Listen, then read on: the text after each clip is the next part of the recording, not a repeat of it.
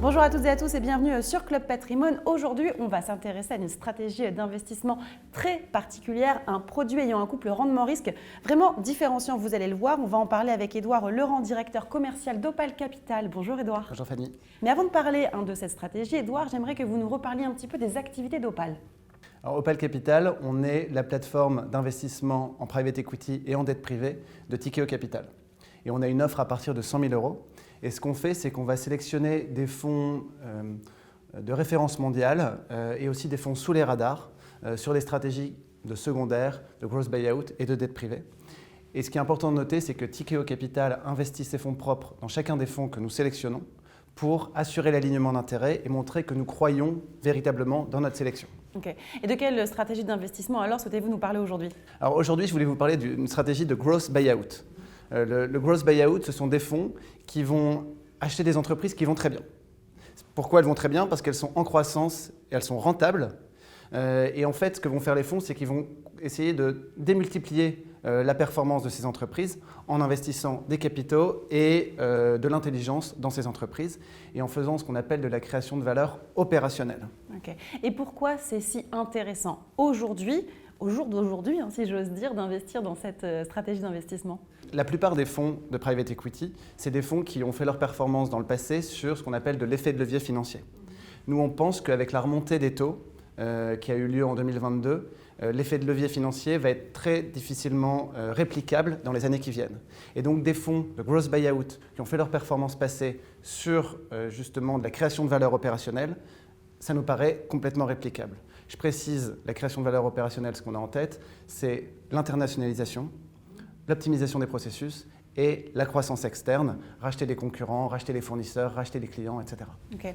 Alors pour nous éclairer un petit peu en détail et peut-être plus précisément sur le gross buyout, quels sont selon vous les fonds qui vont le mieux performer sur cette stratégie? Alors c'est justement ce qu'on a essayé de réfléchir chez Opale Capital avec les experts de Tikehau Capital et il y a 3 critères principaux qu'on a retenus pour sélectionner des fonds sur cette stratégie. Le premier critère, c'est sélectionner des fonds qui vont investir sur des secteurs qui vont eux-mêmes surperformer. Par exemple, la santé, la tech B2B, la cybersécurité et la décarbonation. Nous, on pense que c'est 4 secteurs qui vont surperformer. Donc, si les fonds investissent sur des secteurs qui vont surperformer, c'est plutôt intéressant.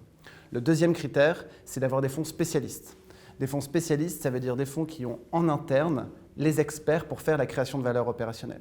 Ça veut dire que dans les fonds de santé, il y a des anciens médecins et des anciens de laboratoires pharmaceutiques dans les équipes d'investissement. Le fonds de cybersécurité, il y a des anciens de la DGSI et des anciens de ADS dans les équipes d'investissement. Voyez ? Donc, ils ont en interne la création de valeur opérationnelle. Et le troisième critère, c'est le track record sur la création de valeur opérationnelle, justement. Et pour vous donner un exemple, il y a un fonds qu'on a sélectionné qui est un fonds au UK.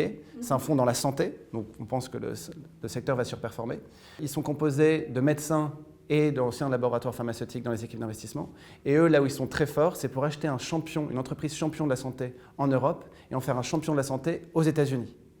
Et en fait, si vous avez fait ça 15 fois, si vous avez les experts en interne qui vous ont permis de le faire, c'est réplicable, 30 fois, 50 fois, etc. Okay. Et peut-être plus précisément, quels sont les fonds que vous avez retenus pour conclure? Alors, ce que veulent nos partenaires, c'est un produit très diversifié, avec une très bonne sélection et peu de frais. Le rêve. Exactement, le rêve, et c'est ce qu'on a voulu construire avec ce produit-là. Donc on a un produit diversifié en termes de secteurs, avec les 4 secteurs dont j'ai parlé, diversifié en termes de géographie. On a à peu près 50% en Europe, 50% aux États-Unis. Diversifié en termes de nombre de fonds. On a 6 fonds dans le portefeuille, avec à la fois des fonds de référence mondiale très connus et à la fois des fonds sous les radars pour de très bonnes raisons. Et enfin, diversifié en termes de nombre d'entreprises.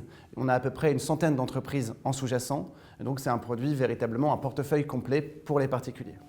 Et pour connaître le nom des fonds, parce que c'était votre question, j'attendais. Pour connaître le nom des fonds, j'invite les CGP, les family office et les banquiers privés qui nous écoutent à aller sur le site opalcapital.com et dans leur espace partenaire, ils trouveront tous ces éléments. Parfait, merci beaucoup. Effectivement, vous aurez toutes les informations sur le site d'Opale Capital. Merci encore. Merci à vous.